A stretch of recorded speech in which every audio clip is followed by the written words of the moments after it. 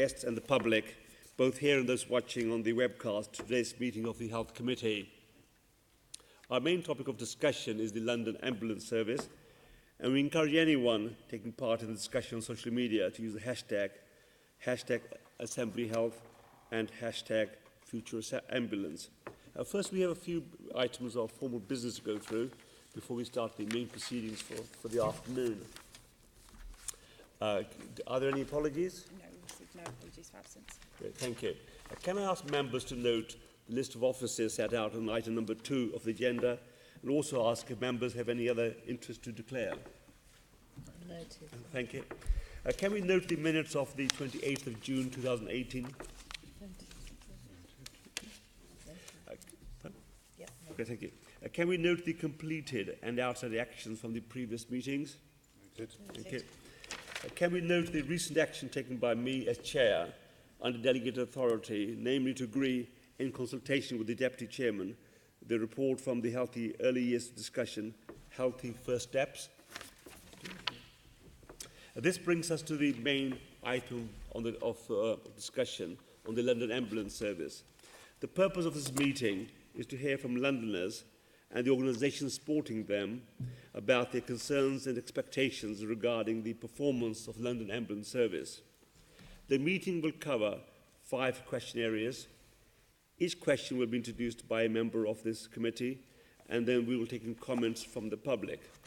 If you would like to contribute to the discussion, please raise your hand and a roving microphone will be brought to you. Please let us know which part of London you're from and if you're representing any particular organisation. I would also like to remind attendees that this meeting is webcast live and open to the public. A transcript of the meeting will be available at a later date. So first of all, I just want to start off looking at the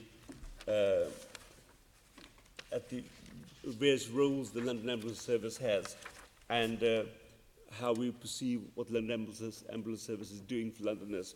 So the first question is, we are increasingly hearing about the London Ambulance Service having a policy of hear and treat, and also for see and treat, where ambulances are increasingly coming to attend to patients' homes, where they see what they can do there and then, avoiding a transference to a hospital facility or taking them to the A&E. So the ambulance service are increasingly wanting to make sure that they can treat patients safely in their home environment without the need for going to the hospital. And I wonder if anyone has any thoughts about that or want to make any comments about that as a starter. Or any other? Yes? Okay.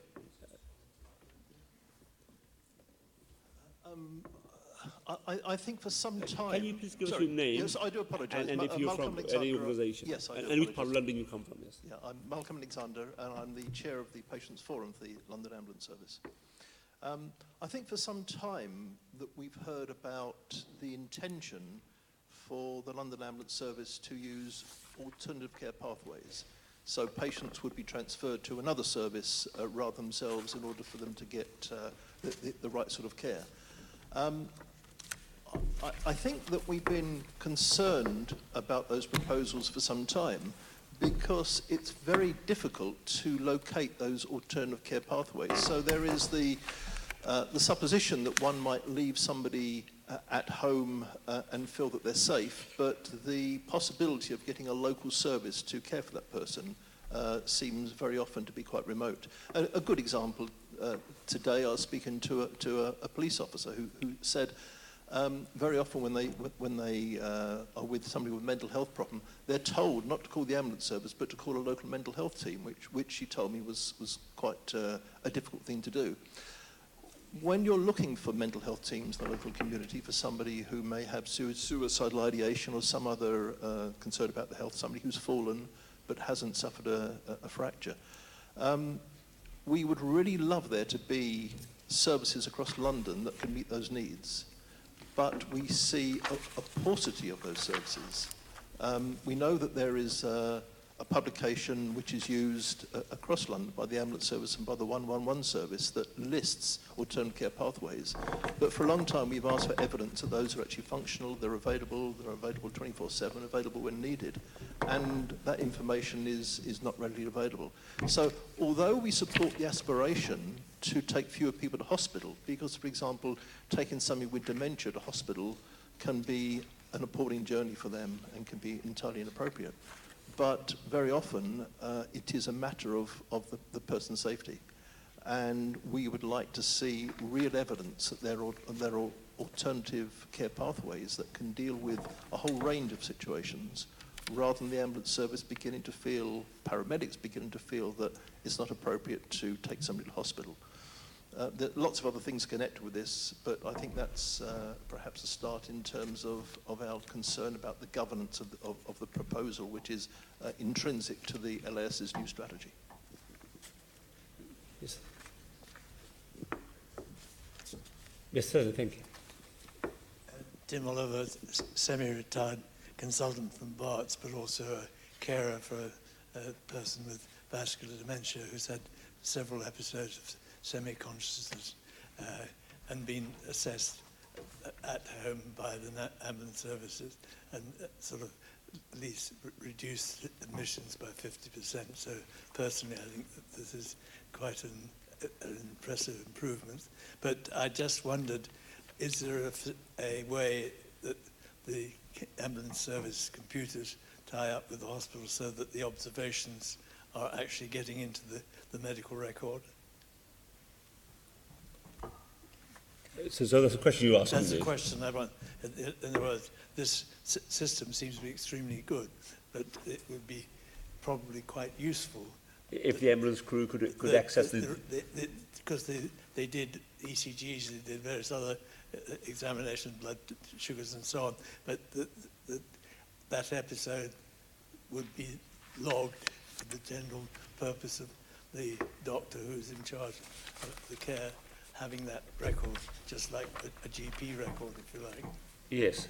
So your concern is about whether... I mean, I'm not concerned, it's just that it would seem that it could be a useful resource if it could be integrated without gross expenditure. Okay. Well, we'll take that on board. Thank you. Yes, please. Could I say I endorse what Malcolm said about having the services there? There are some community services out there that are very good. But I'd like to tell you one example I had when I was on a ride out with the London Ambulance Service. And if you get the opportunity, I should recommend each one of you go on a ride out and you'd understand what the London Ambulance Services have to deal with. But this was an elderly person who had had a fall. She had no injury. She was being attended to because she had other health problems. But they were trying very hard to get her connected. The ambulance service spent at least an hour, possibly best part of 2 hours, trying to get through to the GP, trying to get through to the care company who was sending in her care to get that sorted out, and to address the problems that she needed dealt with that wasn't the ambulance service's remit. They were trying, they'd attended the call, they'd attended to what their service was calling them to do and care for a patient. But they weren't going to walk out and leave her without a carer. They weren't going to leave her without the GP coming round and amending her medication because of the infection she had. So they spent the best part of 2 hours doing social services problems. And that's not what the ambulance service is about. Now, what is the ambulance service about? Sorry? What is the ambulance service about? The ambulance service is attending calls to treat a patient, and they did. But they're not going to walk out having seen that she's been examined from top to bottom, identified she's got a slight infection, a urine infection, that doesn't need taking to hospital, doesn't need going into care in the community, but needs extra attention from her GP to come round and give her the proper medication. And to get in contact with the care company to see that she wasn't left alone now because she was slightly unwell. She wasn't able to do the things like get up and make herself a cup of tea. So they needed extra care, but trying to get into the carers company that was serving that woman took ages. And then they got onto social services. It was a Friday evening. They all left at 4 o'clock, trying to get onto the emergency service. It was a nightmare, all those things trying to do. So can I just ask, in that situation, what would have solved that? The care company picking up the phone or allocating somebody to them? Is that what would have solved that? Proper communication. The ability to be able to, one of the ambulance crew walked round to the GP surgery to get attention because nobody answered the phone. Okay.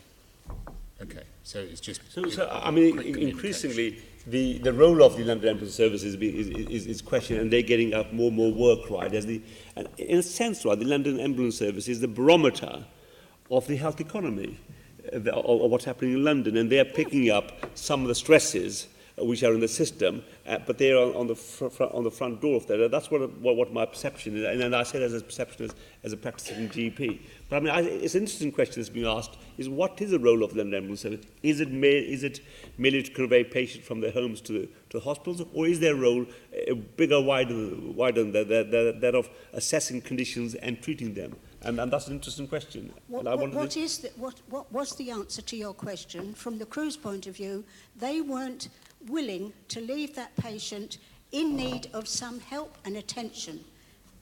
And I think to me that epitomises the commitment of the crews. Yes. It comes back to my point that if there was the seamless communication via the internet and the computer systems, these sort of things could be sort of activated at varying degrees of urgency, but when the patient is left by the ambulance crew. But clearly this is a system evolving, and hopefully it will get that way, that it could clearly benefit, that particularly when the caring side of social care and so on is also involved, to get them all linked up. Well, certainly. To the gentleman in the blue shirt. Thank you. My name's James Guest from Ealing. I think one thing to pick up on is when an ambulance is visiting a fragile person who's living on their own, in their own home, and the calls to care homes. One understands that quite often ambulances are being called to care homes, and that probably is a subject that you might want to look into. As regards parents, I mean, I've got a 98-year-old mother, which has eventually she's been diagnosed with vascular dementia. And she'd had a number of ambulance call-outs before then, and she was taken to hospital and she was admitted, and belatedly, after about 2 years, she did the cognitive tests and they realized it was vascular dementia. But watching that as a one-off example, I am concerned at the hope that is being based on these new services the London Ambulance has put in its strategic plan. They're going to do, they envisage doing a lot for fallers.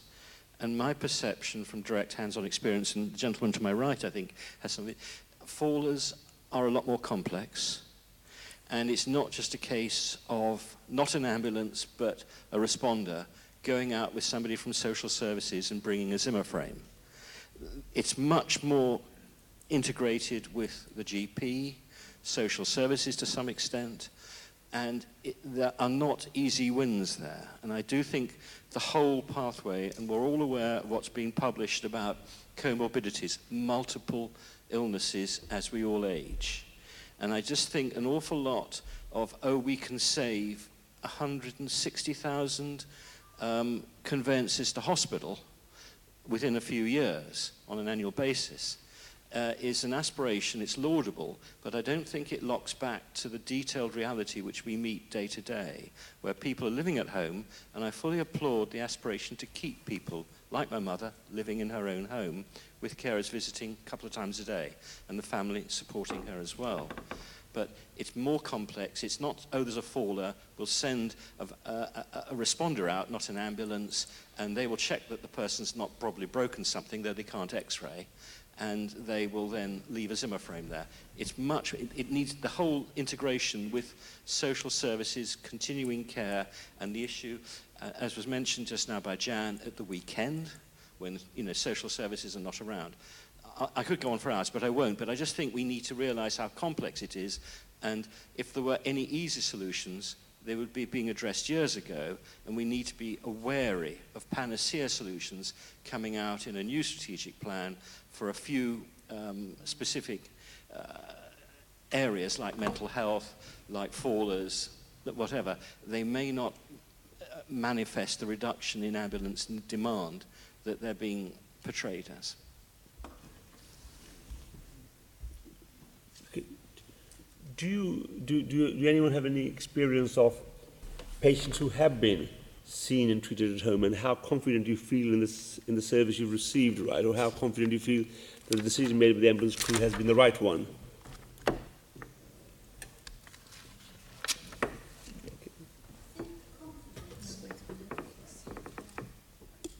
I think the confidence that... Can you just tell your name, please? Jan Marriott. And which part of London are you from? I'm a member of the London Ambulance Forum, and I'm secretary for the Greater London Forums. Okay, thank you. I think... Oh no, I've lost what I was going to say. You're talking about the safety of the decisions made by the ambulance service. No, I'm sorry. I've just Okay, I'm sorry for what I was interrupting. going to say.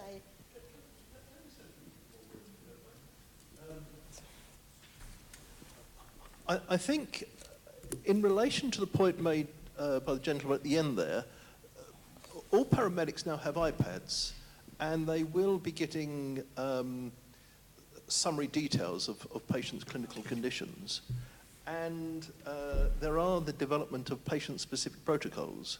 So I think in terms of, the next sort of 2 or 3 years, I think the sort of thing that you're talking about is going to become a reality. So now that they've got the iPads, they will be able to put information in. One of the big failures of the system is for example, how does that paramedic, having collected some clinical information, get that information to a GP?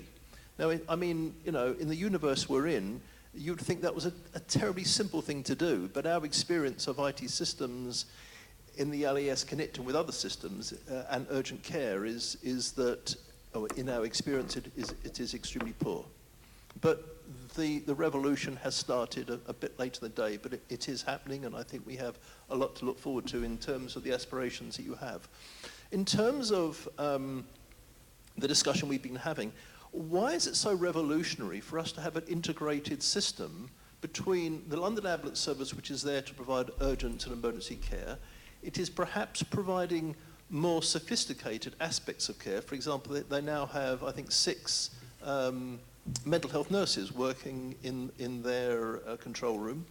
They are employing midwife trainers. They're employing people for end-of-life care. So they are going into a number of different specialities. They've got a car on the road which has got a paramedic and a mental health nurse in to attend to people who have a mental health crisis. So that sort of system is developing. But what I don't think is developing is the interaction between the London Ambulance Service and the CCGs and the STPs to create an integrated service, because it surely isn't revolutionary that if somebody has a fall, I mean, we all know, what to do, but what we don't have is the resources to do it.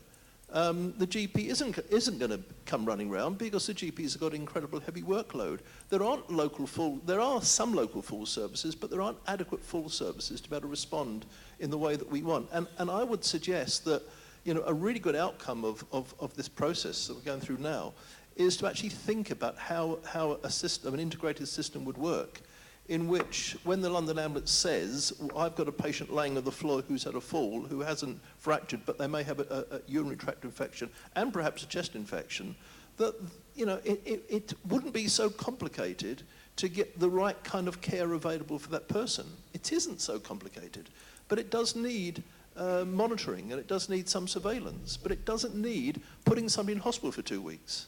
And that's the real sort of critical thing. Can we decide which patients need to go to hospital, which don't? And can we put the pressure on CCGs to make sure that they are providing the level of care which is required for patients so that they don't have to go to hospital, and when they're being discharged from hospital, that they are going home to the right level of care so they don't end up being readmitted after a few days. So I think in terms of the direction we're heading in, that integration is absolutely fundamental.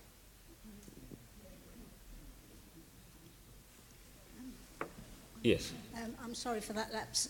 That's all right. You're asking about confidence. What I can say is that I would endorse what Malcolm has just said about the CCGs. Everybody in health, NHS England included, can gather together all the facts and figures of the increased demand, the whole citywide, of the 32 London boroughs.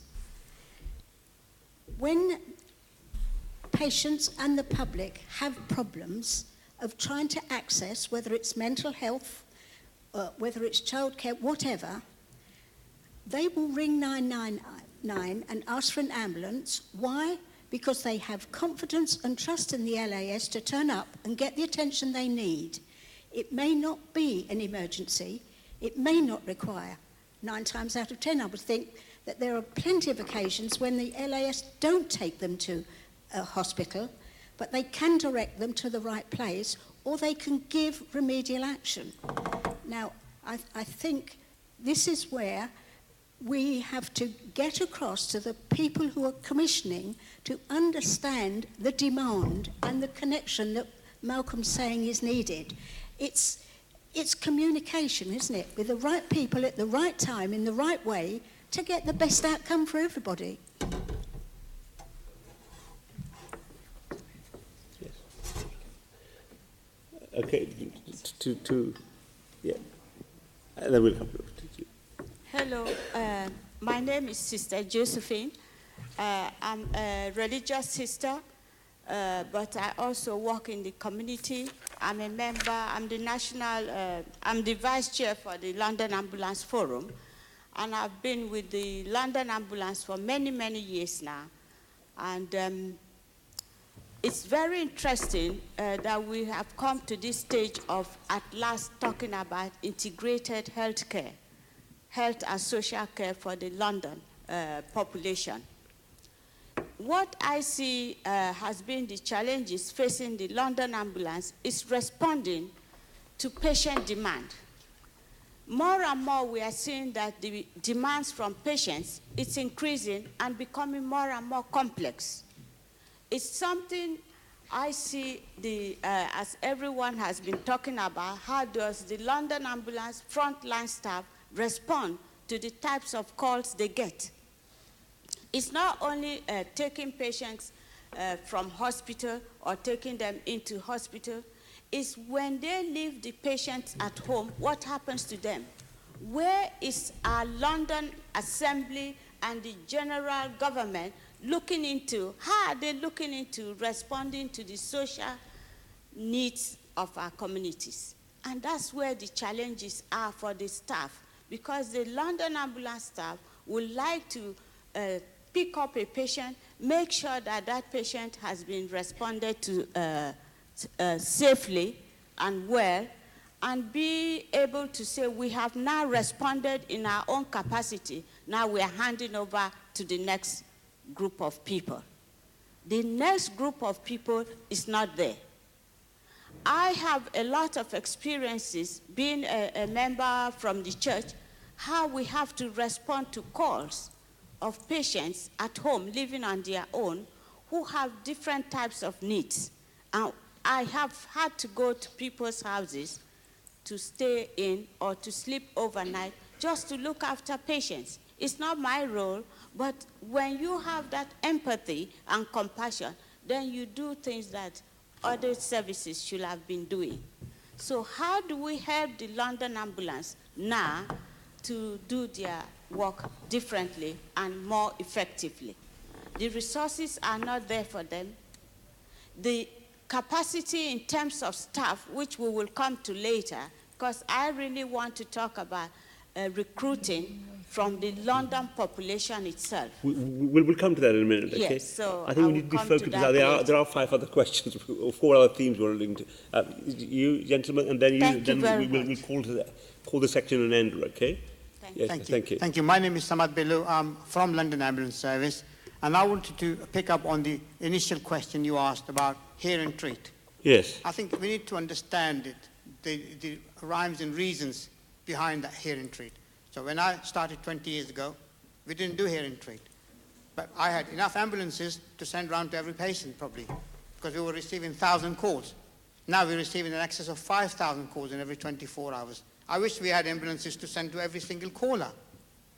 But the thing is, do we have resources? Now, unfortunately, the resources have been cut down. Hospitals are being closed down, so we are running longer distances.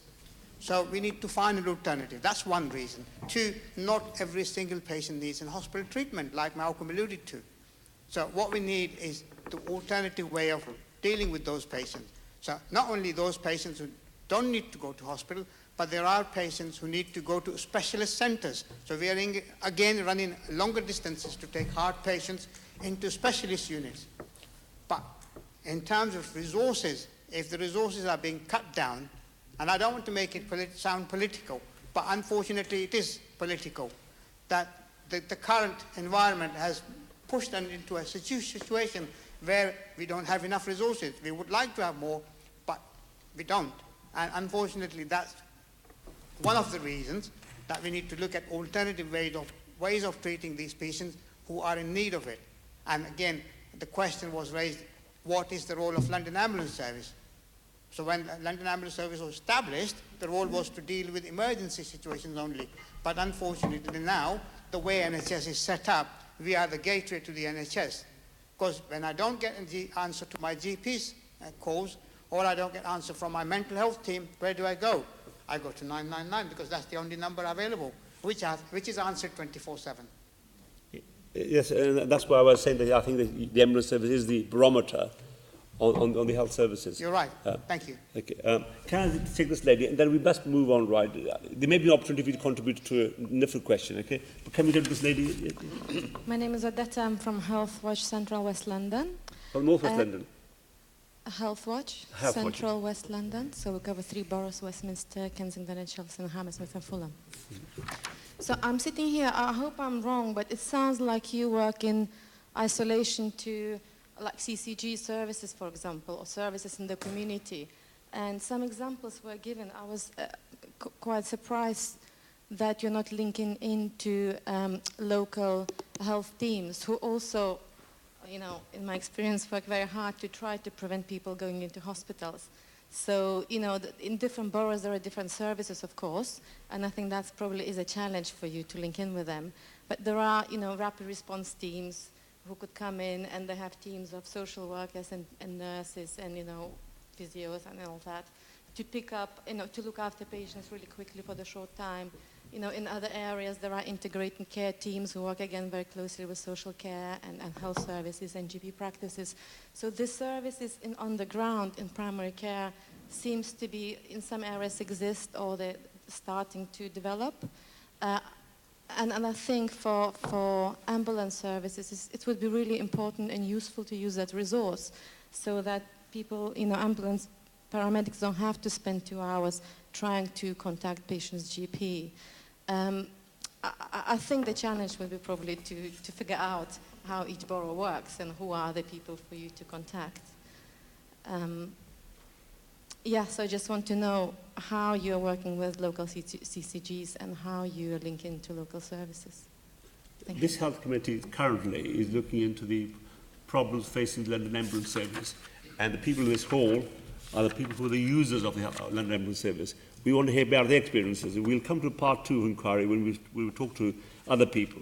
But at this moment, what I want to do is hear what do Londoners feel about it, the London Ambulance Service, what the challenges are for the service that we should be talking about. So you're right, I'm aware of those things existing, but it isn't the job of this committee to link up with those services. The job of this committee currently is to listen to Londoners, what the issues are facing them in terms of ambulance services, so that we can then come up with some recommendations in part 2.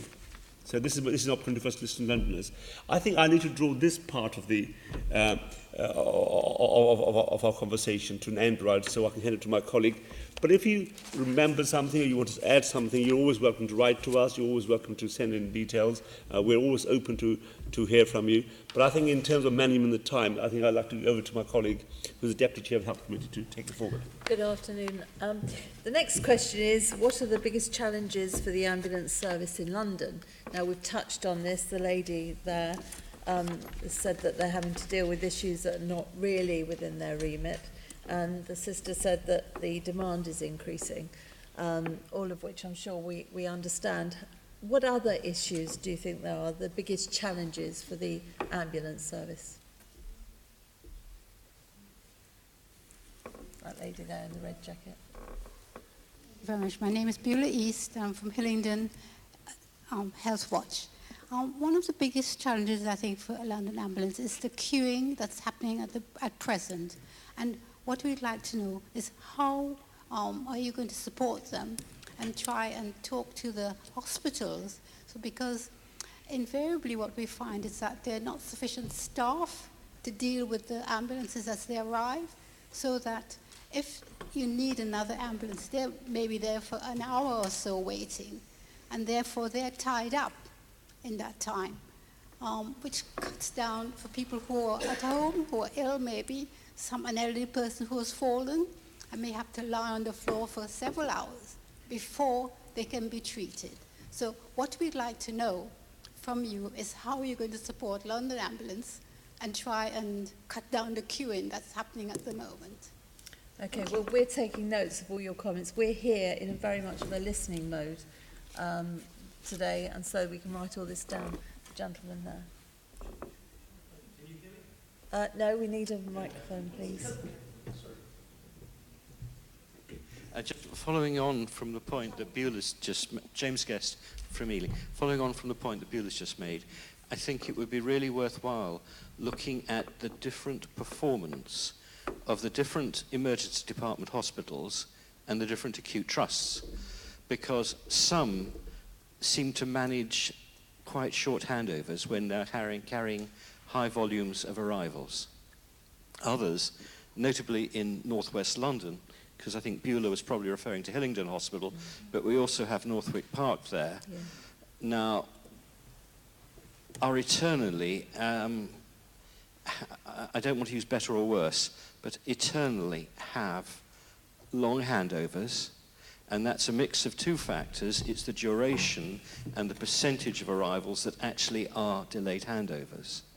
So there is a lot of interesting stuff in the performance information which suggests that some trusts and some hospitals get it right and others have eternal problems. And if you look back for 5-10 years, the ambulance service has attempted to work with the acute trusts, and clearly that working relationship has brought forward major benefits. I mean, if you look at Thomas's, they don't have handovers running more than 30 minutes. They just, in the winter, they had virtually no 60-minute handovers. Northwick Park managed it every day. And the LS have worked with them, they've produced an action plan, and that still hasn't changed performance. It's possible, and this is going beyond my knowledge, because all I'm talking about is what's in the published stats, is that it's something to do with the funding and what the CCCGs are paying in their patches towards emergency funding in patients in hospitals, and how the CCGs and the local authorities are working with the community's wraparound discharge and everything else. But it does look as if some hospitals are have a more difficulty in getting their act together than others. Thank you. That's really interesting, thank you, and I know we'll have taken a note of that, and that's something that we can look at, especially if they're published stats already, we can look at that. That's interesting, thank you. The gentleman. Oh, is there somebody? Is that this gentleman and then the lady in the black, please. Just to follow up James's point, I'll give you a bit of data. So if we look at lost hours, so lost hours means if an handover should take place from the London Ambulance Service to clinical handover within 15 minutes. So if you add all that time together over 15 minutes, and then you look at London's A&E departments, in total, in February this year, 6,199 hours were lost. That was in 1 month. Now that's decreased, so it increased in March to 7,500. It went down to 5,000, 4,000, and 3,779 in June. Now, we had a public meeting here, and I hope that kind of has stimulated the system a bit, specifically on that matter. But if you look at individual hospitals, Queen's Romford in June lost 334 hours, Hiddington 302, Northwick Park 268, King's 247, and so on. So a lot of hospitals are actually spending, a lot of ambulances are queuing for an awful lot of time, and that means that patients laying in the street or patients who have had serious conditions are not getting the services they should have, simply because the ambulances are doing something which they shouldn't be doing, which is queuing. And staff, I mean, they have tried new approaches. They're transferring patients from trolleys onto seats and sometimes asking patients to stand when they come out of ambulances. These are non-blue light patients. And then asking a nurse or a paramedic to look after a group of patients who are actually kind of queuing into A&E. So it's actually a scandalous situation that you know, having to adapt a system. Instead of handing over a patient, you're actually handing over a patient to a seat and saying, we're busy, wait. It doesn't seem to be a proper way to run an ambulance service. But we've got lots and lots of data here, and we can share all that data with you. The queuing aspect. It's in there, yes. We have yes. it. Okay. Thank you very much. Thank you so much. That's interesting. The lady in black. I'm Natalie Tyke from Health Watch Islington and also Patients Forum. Two points, really. One is the workforce capacity. With the increase in demand, we have to increase the workforce, and it seems to be always reactive rather than proactive. And the service has been importing paramedics from Australia. Then they're here on two-year visas, and then they disappear back to their home country. And again, the government could have something to do with increasing their visas if they wanted it, but also increasing the places and with bursaries for training paramedics. I think this is really important. And if I could just change something for a minute. No, but we'll take notice that you think bursaries could be given for training. Okay. And then the next point? The next point is about using 111. I don't think there's enough education of the general public that they could use 111 for non-emergency issues. Okay, that's lovely, thank you. Anybody else with a big challenge for the service? There's two ladies in there, if we could give them the microphones. Lynn Strother, I was with Health Watch and older people's organisations. One of the things that has been highlighted is that when a patient is taken into emergency care, if a paramedic is with a patient and the emergency care very busy, because that patient has got a qualified person with them, they are then put lower down the list of people who are needing attention, simply because it's seen that they have somebody who is qualified with them rather than somebody just being on their own. And that is a worry. Okay, thank you. The lady next to you, thank you. Thank you. Wendy Mead, I'm LAS Patients Forum and also City of London Health and Social Care Committee, Scrutiny Committee. I take the point about the training of paramedics, but we're missing it here. It doesn't matter how many paramedics we employ, how many ambulances we have. If there's not the capacity in the hospitals to take the patients in, it's pointless. Short and sweet, but very much to the point. Thank you. We'll take a note of that. There's a gentleman at the back with the blue shirts, and then the lady on the end, please. Thank you. Thank you very much indeed. I have 3 points. I'm not sure whether they're relevant, but they're bugging me. The biggest challenges I find as far as the ambulance service are that the fact is London loves the London Ambulance Service. The London Ambulance Service needs scrutiny. Who scrutinizes? Well, it has to be the mayor. And the mayor has to do that in tandem with the emergency services. If something happens, when shit hits the fan, the fire services are there, the police are there, and the missing triangle is the ambulance service. So they have to be scrutinized, helped along, prodded, and reminded.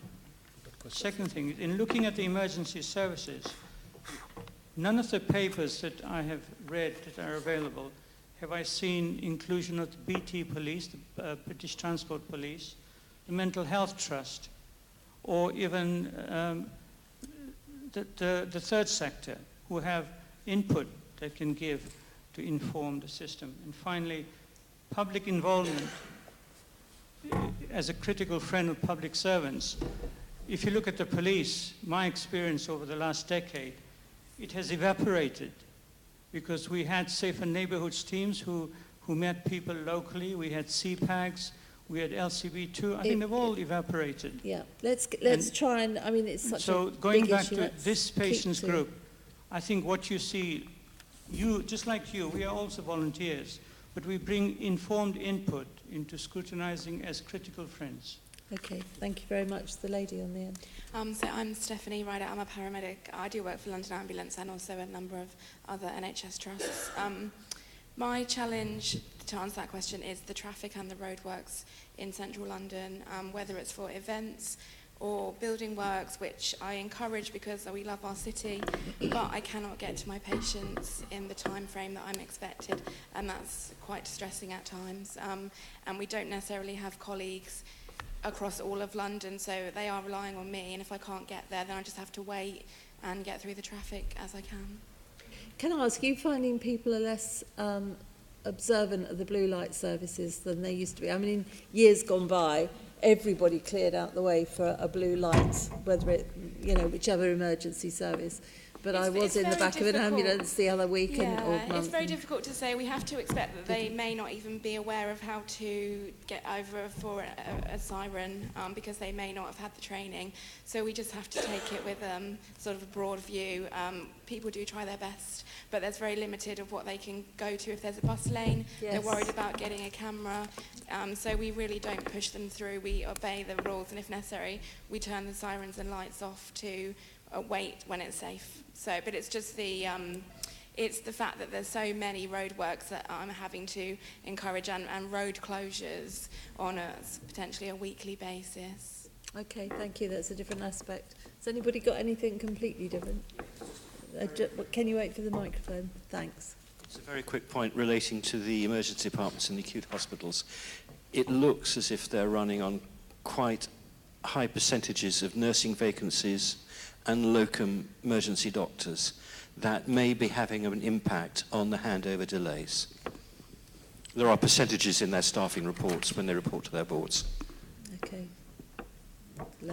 Can you do something that the London Ambulance Service did take action on, the London Ambulance Forum did take action on, and that was signage, particularly on new estates where there was an entrance into the estate where they can park the vehicle, but then trying to get to the actual flat or level, they have no instructions. They're going round and round and round, trying to find the address in these new planning. And I think, Malcolm, you wrote, we wrote to every local authority to see whether they could do something about this, because it takes an awful lot of time. When you think, as a paramedic, the amount of equipment they have to chug around with them, it weighs a ton. Yep, okay, thank you. Just before we finish this, if anybody could answer this, what would you say could be done to help the London Ambulance Service attract and retain more staff? Because that clearly is one of their biggest challenges. The gentleman in the whites. Really good point. I think $1 million question. What can be done? Why do people work is the question. And why do people come? One is the passion, but obviously everyone works to earn themselves a livelihood. And when you start a very important job of a call taker, who is the first line of contact to 999 caller, is paid less than £20,000, I think it's appalling. When the police and the fire brigade starts them at £30,000, a question need not be asked. It's obvious. But the thing is, in this environment of cuts and cuts and cuts, I don't think the London Ambulance Service can sustain this. People are leaving because they have to work 24/7 on a barely minimum wage, if you work that out. Thank you. The gentleman in front of you. Yeah, my name's Mike Roberts. I'm an independent member of the London Ambulance Forum, but I'm also a member of the Socialist Health Association General Council, as well as Health Campaigns Together, amongst other bodies and organisations. It's very good, you know, I'm also involved with CCAM as well, which comes into the west of London, and you mustn't forget that London is not solely LAS, it's also CCAM as well. This was an issue which we had a look at on last Monday, because we had the equality officers before us, and we discussed at great length what some of the issues were in LAS as regards recruitment and retention. If you look at the police in London and you look at the fire brigade, they have now set themselves targets to actually reflect the diversity of London. The diversity of London is about 40% non-white, putting it quite crudely, and that includes looking at the Equality Act, women, BME, Asian, etc. So they've either got to it or working towards it as a very positive policy. Unfortunately, LAS doesn't. It is very white male orientated. The numbers of those in the BME are about, Malcolm may be able to confirm it, somewhere about 3%. Yes, okay, at this particular point in time. Yeah. Where are If we? you just make your point, we're really running out of time for this section. It's what would you do? basically there is no strategy to get towards 40%. And that is, you know, a great problem. BME people come and they go there, and, you know, they don't retain BME people. That is a manifest failing. So it won't do unless there are radical changes, both at the board level, all the way through the structure of LAS. So if you want the ambulance service to be like the police, like the fire brigade, then I hope you have a very strong recommendation that maybe we can take up and others can take up to try and radicalise as regards the profile of people who work for LAS. Okay, lovely. Thank you very much. Do you want to call an end to this section? Yes. Shall we just... We'll just take your question and we'll... very quickly we'll call an end to this section. I just wanted to comment about the white light ambulance service. Is that included in this brief? No, I think that would probably come under... We're, on this section, we were just looking for the challenges, and then I was just asking if you had any ideas how we could attract and retain more staff. So, but I was thinking of the potential of building it up as a transport service by shared vehicles through the mayor and the TfL, so that we get a seamless passage to hospital using all the transport facilities we have in London. Okay. Because I first met shared cabs in Israel and in Washington and then in Moscow. And it seems that we have an absolute aversion to being in a vehicle with anybody else, and that's what the cab service is all about. But because the sharing cabs has been a complete failure, but I think that there should be an incentive that TfL, and particularly benefiting the white light service, so that there was income coming into the ambulance service that could enable them to improve. Okay, thank you very much for that. Input. I think we need to move on to the next section, because we have a few more sections to go. But of course, if you have any ideas about anything, as I say again, please write to us. I think you're next one, Joan. Yes. And my section's around the ambulance service for the future. So I want to just explore a little bit about how the ambulance service could change to ensure it's fit for the future. And we've already touched upon some issues such as a more tailored service to certain groups of patients that is in the plan. And we've talked around using personal data.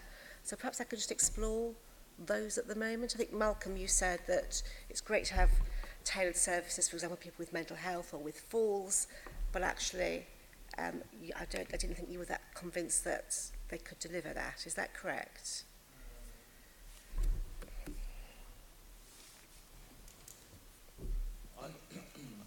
I think the aspiration that we have is one, as I said before, for a more integrated service.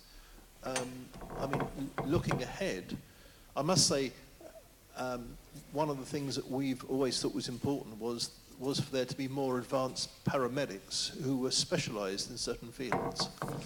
And I think that this is being done in a slightly different way. So, for example, we were proposing that there were advanced paramedics who specialise in mental health work. And I think the decision of the London Ambulance Service was to employ mental health nurses instead. And I mentioned the CARDA, which is being used. But I think the trouble is that those mental health nurses are in the emergency operations centre.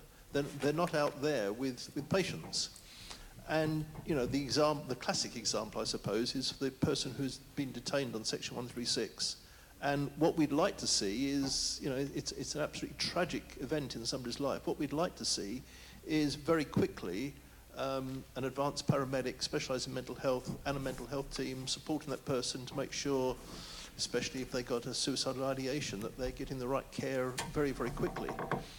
Can I ask you to stop with that? What is the difference, or what different care would somebody get from an advanced paramedic or a mental health nurse? I'm not sure that there would be a huge difference between those two. I think the difference might be that a paramedic is perhaps used to perhaps moving around London and dealing with very, very complex and difficult situations, which perhaps mental health nurses are less familiar with. They're more, I think, more used to the home and the more institutional type of environment, where I think the paramedic is used to very complex and difficult situations of every variety. So I think perhaps I think, I'm not absolutely sure, but I think they have more resilience for those sort of situations. But I think increasingly, I think that the paramedics are becoming much more sophisticated and and able to deal with much more complex scenarios.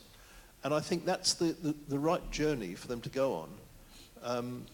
But I think it does going to need a higher degree of specialisation for that to be effective, because it's a bit like, you know, I suppose a bit like orthopaedic surgery in a way. You know, at one time there was the orthopaedic surgeon that done everything. Now you sort of got orthopaedic surgery and people are broken down to fingers and knees. But I think that the general paramedic perhaps may be the paramedic of the future, in addition to paramedics who have a whole variety of advanced skills. So the LAS ambition for pioneer services, as they call it, specialised services, is a good one. Does anybody have any experience of having a specialist paramedic or specialist nurse attending?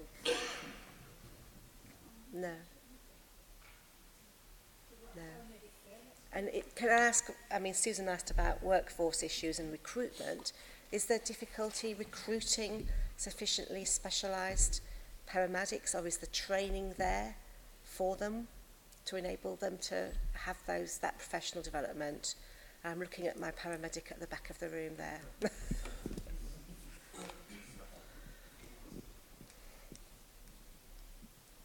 Okay, so obviously I'm not here on behalf of London Ambulance, so I'll give my view as a professional paramedic across a number of trusts. So when you qualify, you may decide to join the ambulance service and go through experience in that way.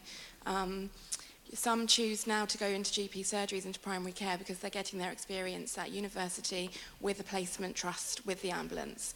So really, when you qualify, you have a registration that you have to uphold. You have to show to the HCPC, which is our governing registrating body, that we are adhering to our expectations from that registration body. So that may include advancing your skills.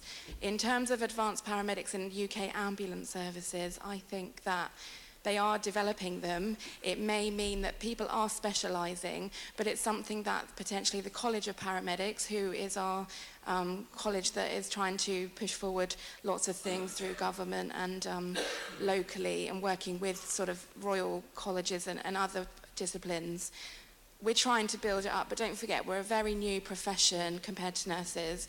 So I just have to sort of err on the side of caution that lots of my colleagues and myself, we do extra courses in our own time, and we all have different interests. So collating that for a UK ambulance service is always going to be a challenge, because we're still at that junior phase. So in terms of mental health, some of us, yes, we are going to mental health patients on a regular basis. Some of us may have interest and do like a level 7 university masters in mental health, but that's still being developed in some of the universities for our profession. Okay. Thank you. We had the earlier suggestion that, and I think you said as well, that ambulance staff now have iPads, so information should be directed straight to the hospitals. But is there any downsides to sharing personal data, or do you think that London Ambulance Service should always, and paramedics should always have that personal data when they go out on a call? Does anyone have a view on that? Yeah. Is there anything to add to what you said before? Because we did take notes of that. I mean, the argument against it is, of course, the leakage, insecurity of the level of awareness about confidentiality and that sort of thing, if it's widely disseminated. But on the other hand, clearly there are major benefits. And I think that in the cancer field which I work, nominated nurses per patient was a particularly good way of knowing that the information got to the right person. Okay. And it might be that it should be the whole of the NHS, in dealing with whoever they have, should perhaps give that person, whenever they come into contact, the nominated person to be the link for any outside information coming in.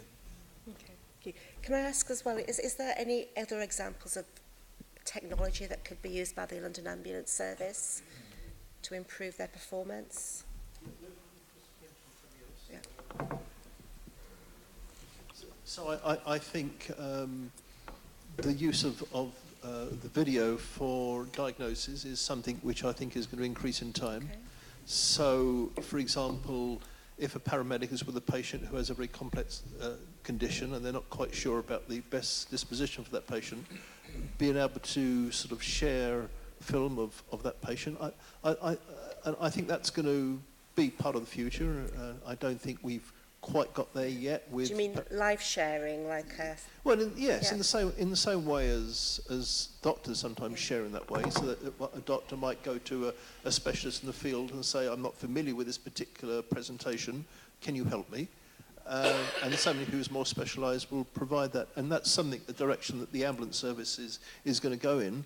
But I think the issue in both of these is about consent, and I think that's quite a difficult issue, because as you move to iPads, how you get the patient's consent is a very difficult one. I experienced a situation, for example, where some time ago in another part of the country I was being seen by a paramedic who just came up to me with the iPad and said, "Sign here."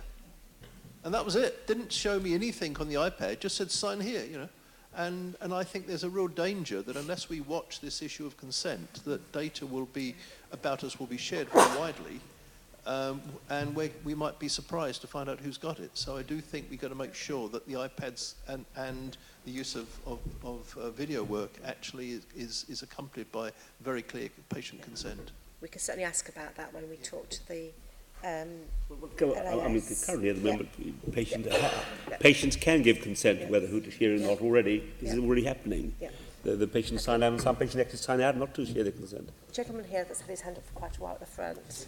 Can I just come he was talking about being interested in the future, and in particular with regard to the use of technical devices to help you.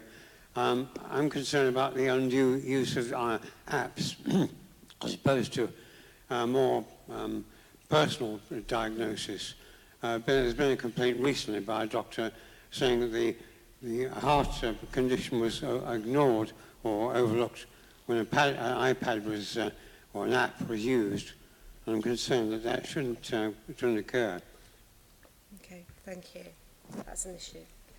This is just the proverbial bucket of cold water. I do apologise. I think it's absolutely right that we should test, examine, pilot new ways of working. But we need to recognise that we have a rising demand against a background of an ageing population. Okay, we've got the new young residents, but they don't make much demand on the health system. It's the elderly that make the demand, and it's the fallers, the mental health, cognitive people, everything else, urinary tract, amongst the elderly that are really piling on the time. We need to recognise that we have this pressure and demand. And yes, we should look at various alternatives of treating it, but we should look at them with a high degree of realism and not be seduced by the new. Just like the privatization of the railways was a lovely seduction, but it effectively distracted people from the issues of resourcing the railways and long-term investment.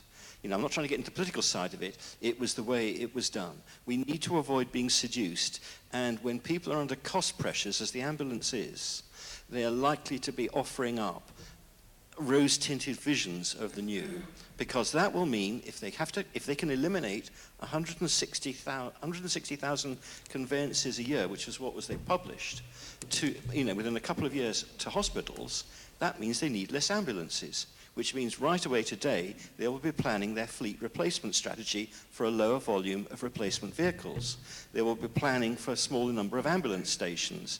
That will have impacts on staffing. One other bucket of cold water is very much coming back to the staffing issue, because that is inextricable, linked to everything else. If these services, and they have been described as using, let's say, the most experienced paramedics, that is looking at one end of the staffing spectrum, and maybe those very highly experienced paramedics can be found to deal with these other, and therefore not be part of an ambulance visiting the patient. But we need the mass paramedics on the ambulances, and that's got something looking back to when we had the meeting the other week, whereas one of the qualities advisors was making the point that if you're going for a graduate only a paramedic, and that's the standard paramedic, you're inherently disenfranchising much of the population of this town, this city, unless you have a pathway which enables them to actually acquire, we used to call them access to university degrees. You've got to look at that pathway for staff and retaining them. So there's a staffing strand as well as the seduction of brave new ideas. I apologise for being, I'm a retired accountant, so I'm being proverbial. On both of those was the dangers of unintended consequences, I think. But I think something about that skills, lack of skills, is something we can pick up a little later about what the Mayor could do. But perhaps the gentleman behind as well, that we haven't heard from yet. Mick Embas from Croydon Health Watch, and also attend the South West London PPG on 111. And this is not so much the future, this is actually what is happening now and slowly being implemented, so that care home people do not phone 999 anymore, they phone 111, and then the doctors then are able to access the STAR services, so they take the patient's record to the care home with them. And so, talking to our friend here, the connectiveness is starting to happen. I'm not sure how wide it is, but it's starting to happen. So is that particularly local to your area? This is the southwest London area. Okay, well, perhaps we should ask for some details on that. That might be quite useful. I think there was yes, the sister over here. Sorry. You were asking about the downside of the use of this new technology. My experience, or we have had the issues around end-of-life care, where some of the information has been on the news as well, where patients are not aware that they have signed for the do not resuscitate. And I think the problems we are having, or the challenges the London Ambulance will face with introducing new apps or new technology is not getting the public with them, taking the public along with them. So it's first of all bringing this information to the general public and educating them about the new ways of doing, providing services. It's about trust. And can I ask my final question is about alcohol? Because obviously we regularly hear that a lot of the work of the ambulance service is driven by excess alcohol consumption. I'm just wondering, do you think we need a different way of dealing with excess alcohol consumption to reduce pressure on the ambulance service? And does anybody have any good examples of how that is taking place at the moment? First of all, who's talk? Oh, is that you? Go on. Yeah. You know, the alcohol bus that was introduced in London, that worked effectively for the London Ambulance. But I think the resources or the funding for that has been withdrawn. And we would like that to be reintroduced because that really worked, especially with the young people. And that was particularly in central London, wasn't it? Yes, yes. And Croydon. Yeah. Okay. Thank you. Yeah, my name is Joseph Healy and I'm the president of the Patients Forum. I mean, on the alcohol issue, you know, we'll probably speak about the board of the ambulance service later, but I do remember a discussion at one of the board meetings some years ago when the statistics were produced about the number of calls involving alcohol, and one of the board members said, you know, are we spending this amount of money on alcoholics? Not showing a very good understanding of the issues, but the point is that the so-called booze buses were very effective in Croydon and in central London, and if you looked at the stats, they did actually reduce significantly the number of calls, particularly at weekends, which are a very busy time for the ambulance service anyway. And they also obviously, you know, reduced the number of people going into the local A&Es. So I think they are a very important resource, and I think it's something that we would support. Can I ask who funded them? As far as I'm aware, the commissioners did. Okay, so it was the regional commissioners. Okay. Yeah. And then can you pass the microphone to the lady behind you? Thank you. There is a late night levy on the nighttime economy, which operates for the late time and the heavy drinking. That could probably be diverted to fund the booze buses. Okay, thank you. Yeah. Does anyone else have any views on alcohol? No? Okay, thank you. Thank you. Andrew? Thank you. I'm going to try and get to the bottom of what the London Ambulance Service needs to do to engage with the public and patients a bit more. So the first question I've got to you is, how can Londoners become more involved in how the London Ambulance Service works? I mean, obviously we've got some particularly involved people here today, but how can we get more people involved in the service itself? Sir, in the front row. Well, I'd like to raise an issue about this because in 2015, as you may be aware, the CQC visited the London Ambulance Service, and subsequent to that they went into special measures, which they've just now re-emerged from. We welcome the fact that they have re-emerged from that. But there were a number of issues which the CQC picked up on, and all of those issues had been highlighted by the Patients Forum, which demonstrates that we had, you know, quite a good understanding of what those issues were. But one of the issues that the CQC picked up on was the weakness in patient involvement in the London Ambulance Service. Now, one of the main problems we have at the moment is the board meetings of the London Ambulance Service, which, when we started out some years ago, we sat on the table with the board members, we had questions tabled at the meetings, which were answered at the meetings and so on, and frequently the Patients Forum are the only members of the public who attend the board meetings. I mean, the board agenda is put on the website and so on, but what has happened in recent times is that we are being refused access to the board papers until the day of the meeting. Now, what our chair has been told is that you can access them via the website, but we're talking about massive numbers of pages which are impossible for people to print off, and we are volunteers after all. So this has meant Excuse me, just to clarify, so you're saying that you've got a meeting coming up and you cannot find out the papers behind those agenda items until you're actually there? Yes, they're refusing to send the papers to the Patients Forum. We have raised this with them. But hold on, it's all online though. Some of it's online, but we are expected to print off, those papers ourselves. Now, the papers are not made available to us in hard copy, and the end result of this has been that our chair, who's usually the person who attends, although there are other people as well, have refused to attend any further meetings of the board at this point. So just to be absolutely clear, so the data is there online, the stuff is there online, it's just the inconvenience of not having that in the printed form that the issue. Oh, I mean, just to clarify, papers are often on the website of the LAS, but often quite late and often not complete. So, I mean, during the past year, sometimes papers have actually arrived on the website the day beforehand.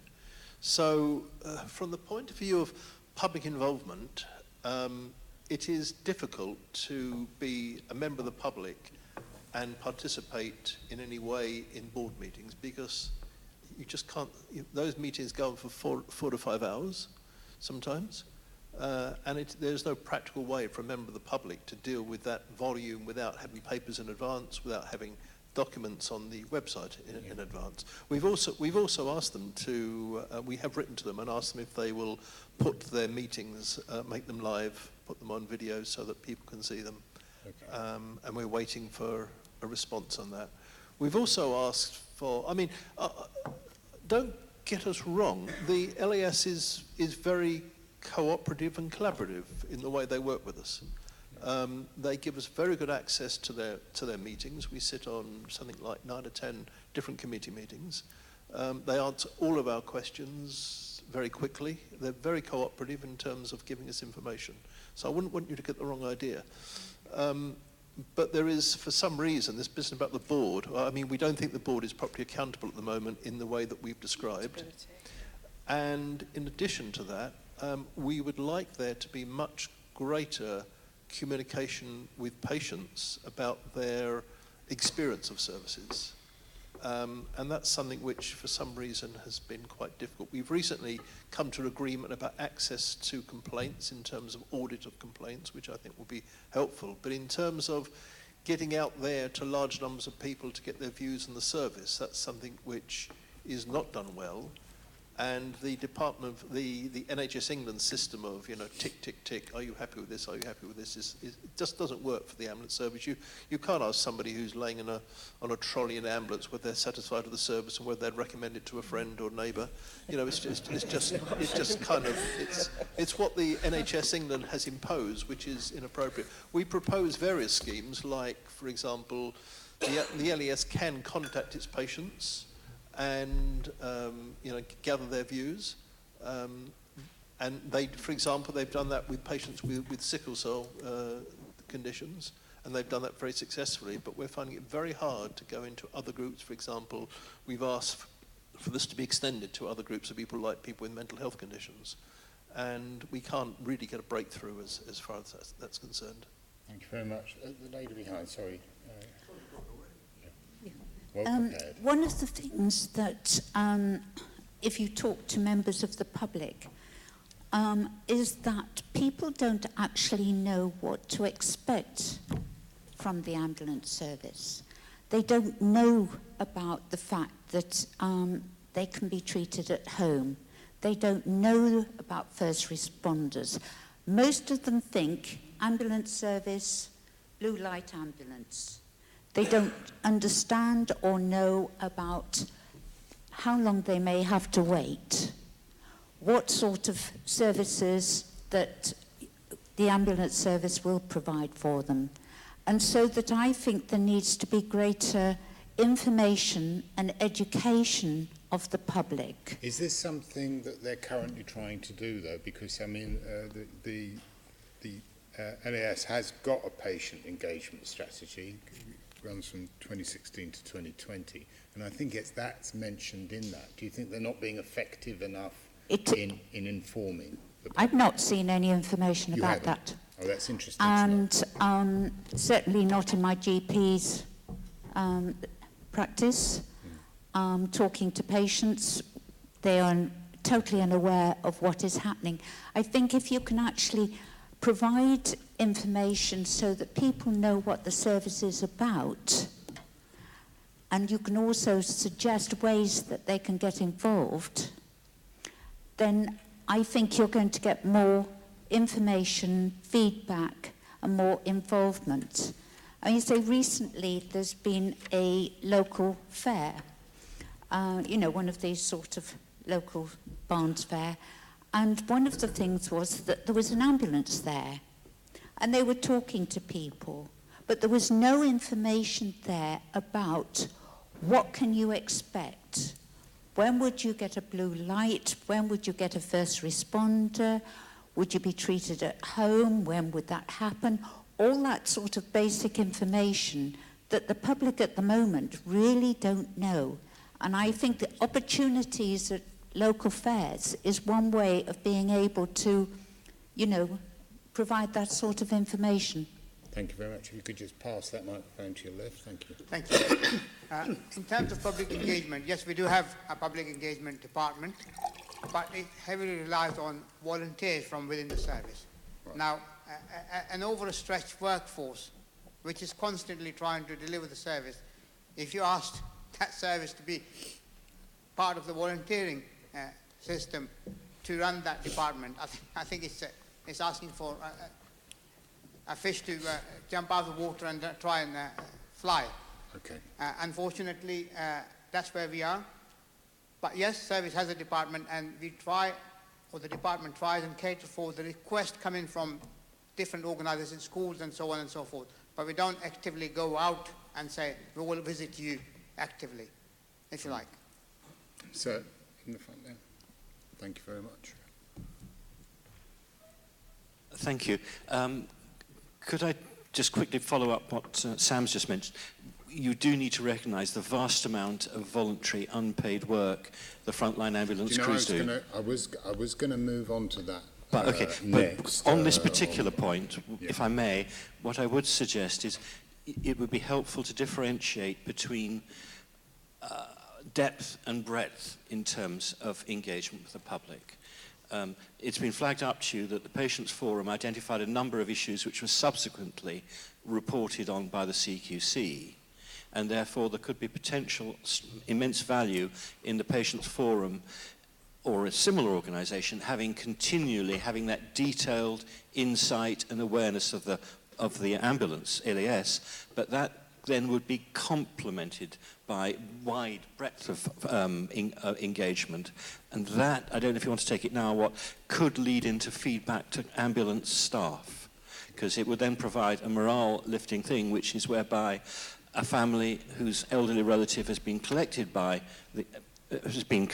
the ambulance, then can give feedback to the staff in question. It's not just the public being aware, it actually could have a motivational issue for staffing as well. But the most vital thing is that depth of engagement. Thank you very much. The gentleman at the back. Oh, you've got your microphone, good. Thank you. Just a reflection, the lady was asking about alcohol. Perhaps if you talk to street angels, they have lots of evidence about alcohol and giving free slippers. But going back to the London Ambulance Service isn't investing enough in getting public volunteers. The first responders are there, but there are many things they could do. And just an aside point, Grenfell has taught us we need resilience, and I haven't seen any efforts from the public services to work with the community on developing local plans, and because it's a cumulative thing, and I think public will gain more confidence by working with public servants to help. This is great. I don't even have to ask these questions. You're just answering them in sequence. It's eerie. Let's talk about those opportunities for volunteering in the LAS. Does anybody want to come up with any other contribution? Sister in the front there. Area that the London Ambulance, I would like to see them venturing into are church places and mosques to recruit and also to engage. Those are people who are there. They are big congregations. I'm not talking about mainstream line churches. I'm talking about all these Pentecostal churches. They have big volumes of people, and they have concerts, they have different things. Those are the places that they should go to talk to them about their new services, about their new strategy, and engage with them. The mosque, now as my colleague was saying about the experience we've had from the fires recently, the volunteers, people are out there. We just need to engage with them. Yeah, and they're fun to go to as well, which is another. Well, that's area. Yeah. And the community first responders. Yeah. They may not know about them. I beg pardon? The community first responders, that they are there within their communities, whom they could rely on. Yeah. People don't know about them. Any other place, anything else we can do with regard to volunteering before I move on? Sir, again? Oh, the lady at the back. I do apologise, I didn't see you. Or was it the gentleman at the back? He's just spoken. Oh, no, I thought you were pointing at your neighbour. Volunteering, for example, end-of-life palliative care, it isn't impossible for local volunteers to support the ambulance whenever they're called, because it take away some, they'll give time which the ambulance service don't have. So within palliative care, as well as in mental health, local charities can pick up some of the pieces rather than, and when you talk about technology, the 111 service, it can be enhanced by helping people to signpost to more local resources. Thank you. So we touched on volunteering. If we look at the figures on how representative the staff of London Ambulance Service are, it's not great reading. What can the ambulance service do you think, to recruit from and engage with London's diverse communities? We've heard about, going to the churches and mosques, of course, or the religious sites. Madam, yeah. Very recently, we did a lot of work at the Cabinet Office about what they call Q volunteering, quality volunteering. And we spent months working on different topics, different areas, and that has just disappeared. And the London Ambulance put in a lot of work into getting that to happen, but it's just disappeared. And that's an area you may be able to find more information from the Cabinet Office. Thank you. Sir? Yeah, I don't know if you've seen the stats on BME, but what's interesting is that most of the BME staff who work for the ambulance service work in the Emergency Operations Centre, the call centre. And one of the other stats that's interesting about that is there being a very high turnover of staff. So what you're seeing is a lot of BME staff coming in and going out the other end. And part of that is what Sam who works for the ambulance service, was referring to earlier, is the pay rates. The pay rates in that very busy emergency operations centre are actually lower than equivalent call centres for either the police or the fire service. And I'm sure that if that basic issue was addressed, it would certainly help, at one level anyway, with the retention of BME staff. With the retention of all staff, wasn't it? Yeah. I mean, as most of the BME staff are working there. I mean, maybe I can just add. Yes. So if you look at the data on the percentage of paramedics from BME Heritage, when you did your report, I mean, not your particular group, but when this committee did its report in 2004, the percentage of paramedics from BME Heritage was 3.21, and now it's gone right up to 6.4, which is a very rather disappointing, really, that there's been such a small increase over that number of years. We've recommended to the London Ambulance Service for a number of years how they could increase their both number of paramedics, but also paramedics of a BME heritage. And it's always struck us as particularly strange. I mean, I know you've advised them. What particular things are you recommending they should do? We've recommended specifically going to colleges. So what we've recommended is proactive work with professional recruiters, which they've now done at last. They do now have something doing that job, which is quite revolutionary, because we've been asking for years and years and years to get out there and actively recruit. Go into schools, go into universities, because you can't recruit somebody as a paramedic unless they've been through the course. Yeah. They've been through, and nowadays it's mostly degree, but not entirely by degree. So what we've been recommending is if you go to schools, you could start getting people interested in a paramedic career, and those people might then go forward and go into that form of training. You can go to universities and you can encourage people to go into a paramedic career. You could go to, as Sister Josephine was saying, you can go to a whole variety of organisations across London who have vast numbers of people coming to them for all sorts of reasons. Some are faith organisations and a whole variety of things.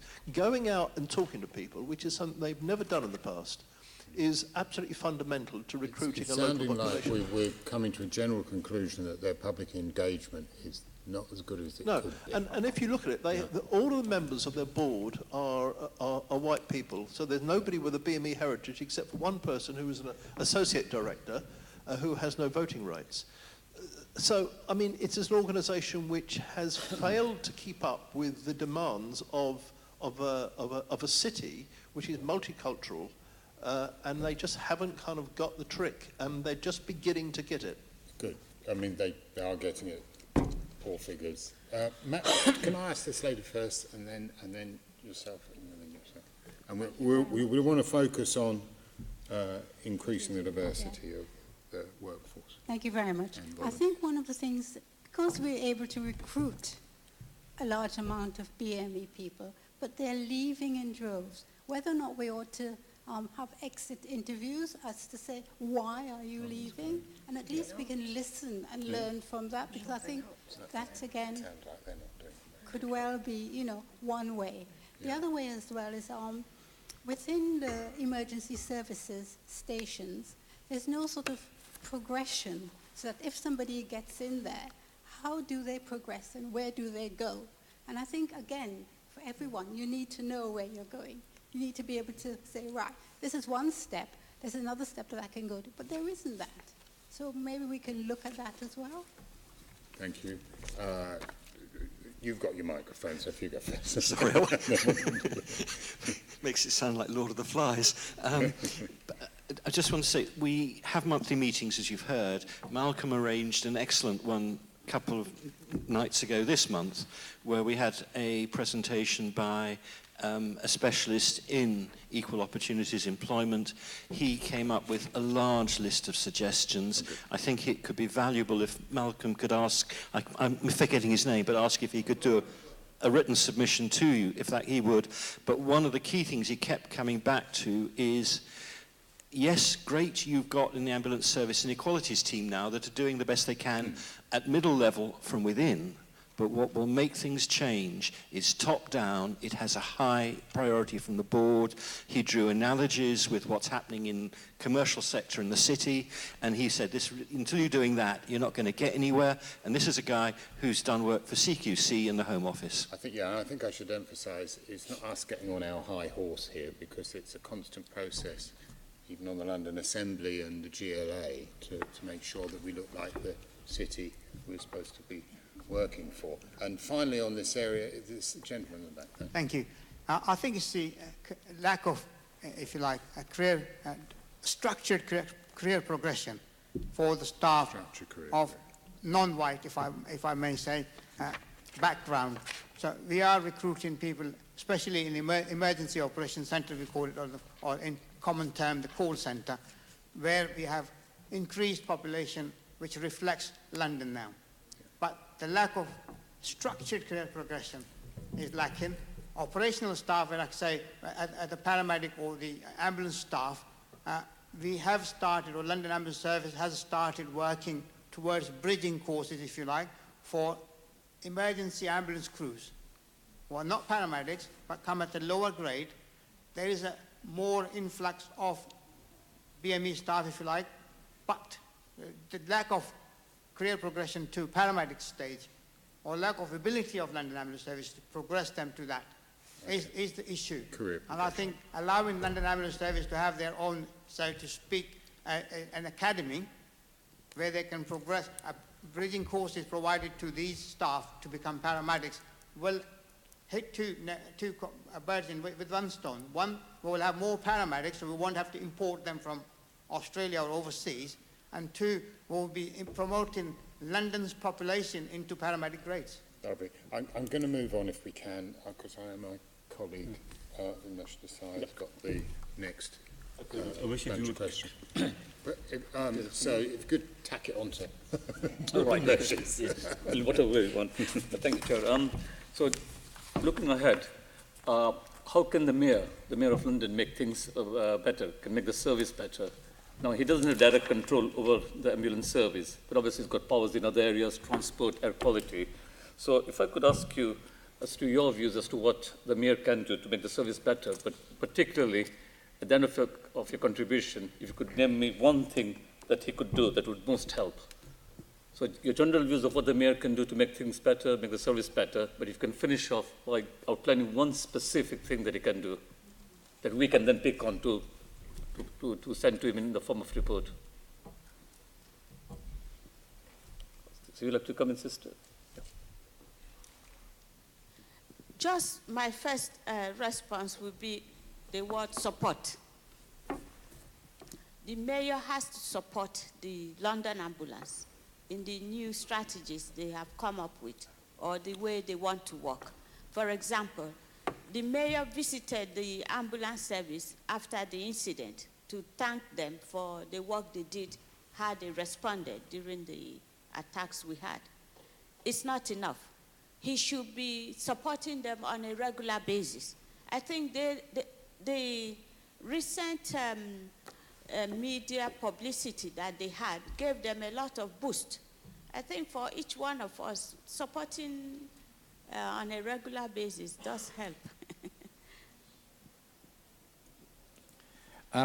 I would say, personally speaking, that we welcome the scrutiny of the London Assembly. We think there should be more close cooperation between us as a pan-London Patients Forum and the London Assembly.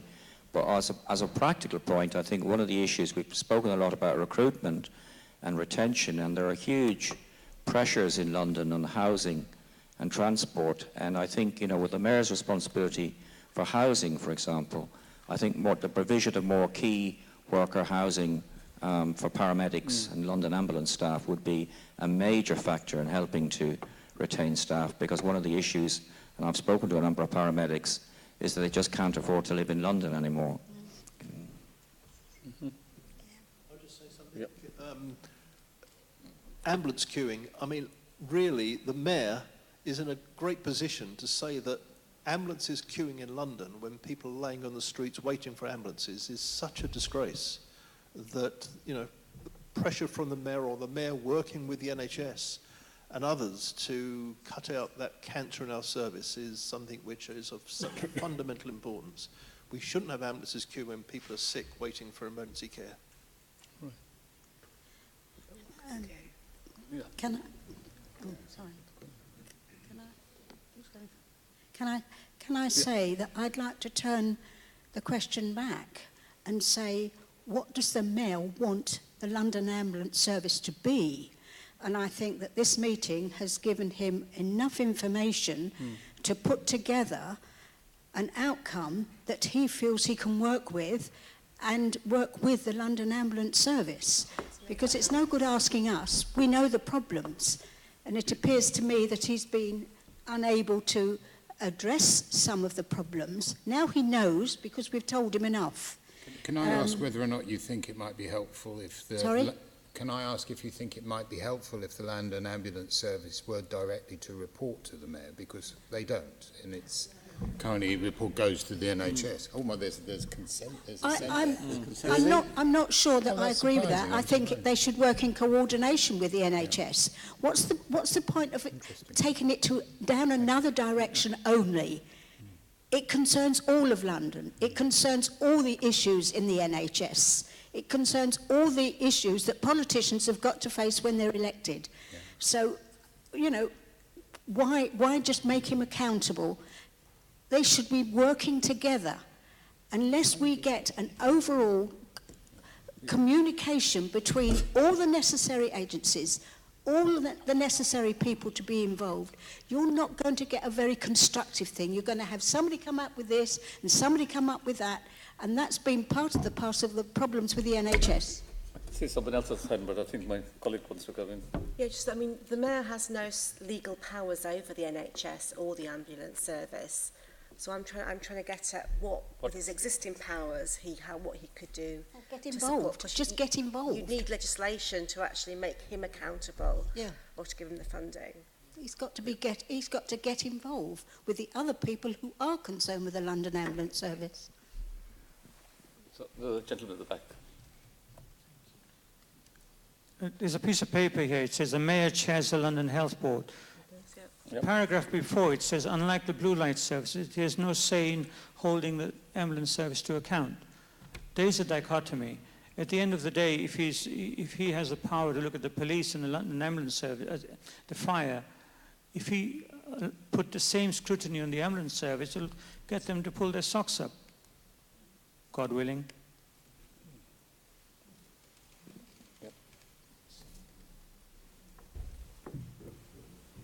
Thank you. I fully understand the legislative issue, but I do think it would be better if the London Ambulance Service reported directly to the Mayor rather than to the CCGs, who currently budget it, fund it, and obviously CCG funding pressures. If they can reduce what they spend on the ambulance, then the ambulance can cut conveyances, etc. It's too risky. Would be better if we cut the CCGs out and it was straight to the Mayor.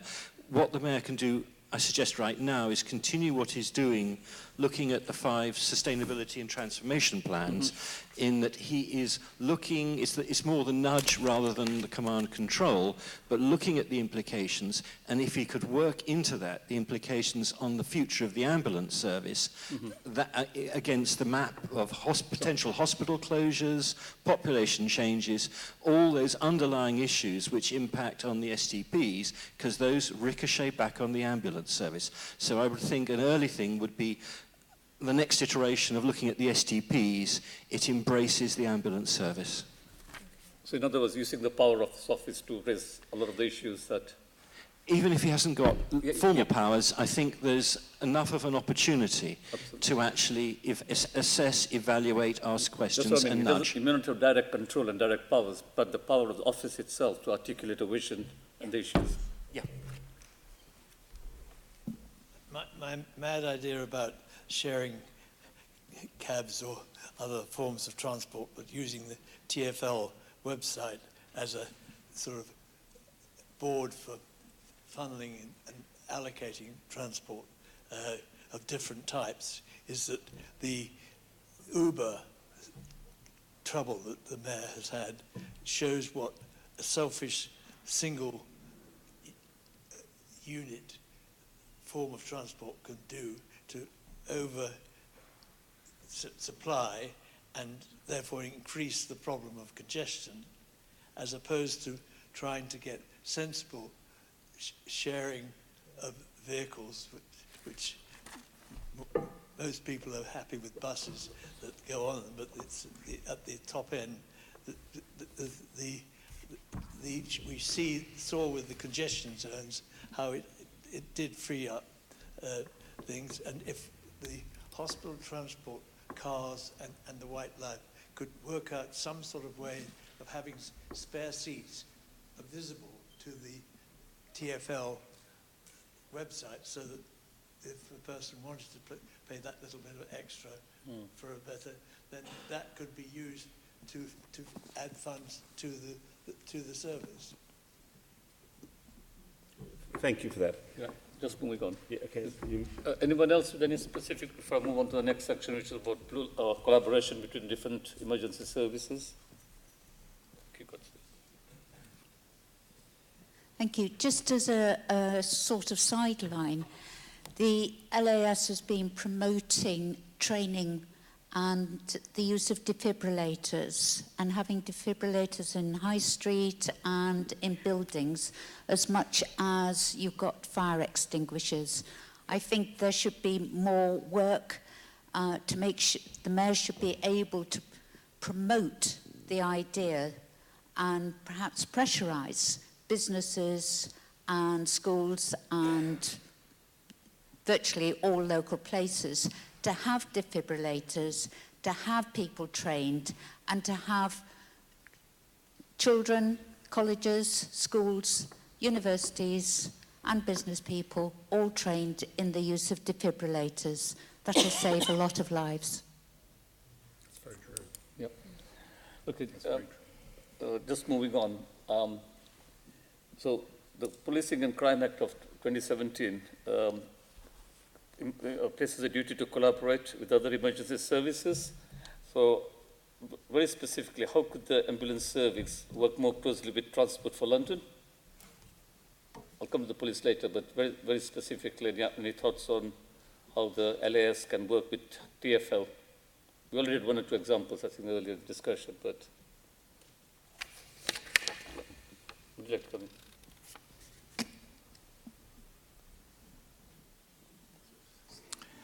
Well, I think the paramedic at the back referred earlier to the roadworks issues, which are causing drastic problems for the emergency services, for the ambulance service. And we already have huge demand. We already have waiting times being extended, putting lives in danger.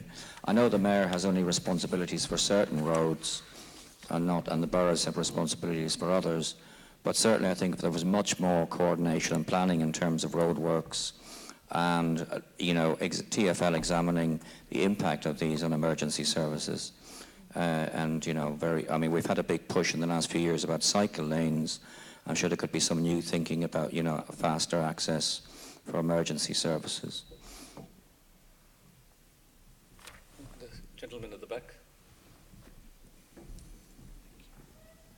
Are you asking that question because the new CEO of London Ambulance Service is ex-TfL?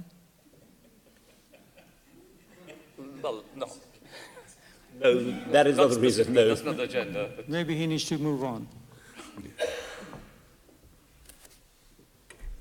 Just very quickly on that, and I don't have it with me, there was an article in the Standard, thank you. There was an article in the Standard in the last couple of days of June, and I was scanning it yesterday, but I didn't bring it with me because I didn't see the relevance. I apologise. And it was talking about more real-time updating from TfL of real-time roadworks to the ambulance service, so the controllers have even more information when ambulances are being routed. I will send the scan to Lucy so that she can see it. Okay, and finally, in terms of the police service, in what ways can the police work more closely with the ambulance service? Talking about collaboration between the police service and the ambulance service. How can the police and the ambulance service work more closely? Or can they?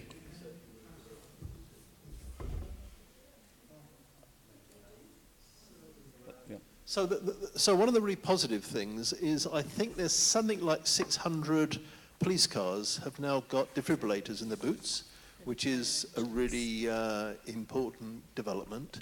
I mean, there's lots of collaboration between the police and the ambulance service. One thing I think, Samad, that you mentioned a little while ago was about the fact that when there's a patient with a mental health problem, that there are questions about whether the person is violent, but that question isn't put to other groups of people. But, I mean, the reason I raise it in that way is because there has been suggestions that police should become more involved in the care of people with mental health problems, which quite surprised me. There was a presentation by somebody to the mental health committee at the London Ambulance Service proposing this, which I found rather sort of strange. I think the very positive development in recent years has been that police hand over as quickly as possible to ambulance crew when someone is a mental health crisis. For example, if someone has been sectioned on Section 136, that handover should be as... Sorry, it's not working. That handover should be as quick as possible.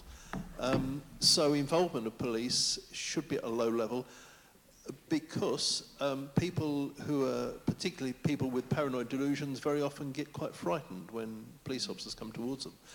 Unfortunately, the Maudsley Hospital seems to have set up a scheme where I think they have a mental health nurse, or maybe it's a paramedic and a police officer going out to see people with mental health problems, which we think is a really bad idea. So I think it's a question of appropriate and timely handover, not using Section 136 inappropriately and too quickly. And that actually is about making sure that there is an effective response to somebody in a mental health crisis. And there's another problem as well, which is when there is an effective response, some A&E departments refuse to take patients.